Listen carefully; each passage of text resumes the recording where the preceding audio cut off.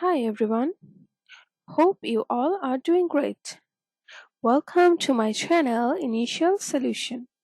In this tutorial, I'm going to show you how to copy format in Excel. So without any further delay, let's get into the video. At first, open an Excel sheet.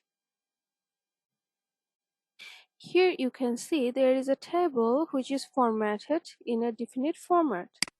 It's just a table format. So let's say we want to copy this format in this table shoe. But if we want to copy this format, then maybe we have to make it a table again and blah blah. So it will be a hassle for us.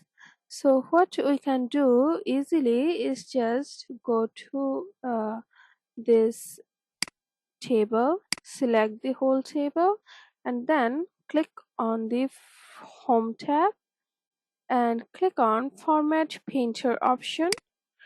Just simply click on it, and here you can see there is a paint brush tool which is appeared.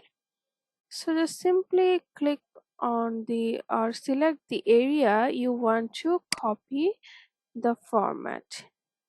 As you can see, when you drag and down the whole format, it will copy your entire format. So yep, this is how you can copy your entire format by simply clicking on format painter. It's just as easy as that.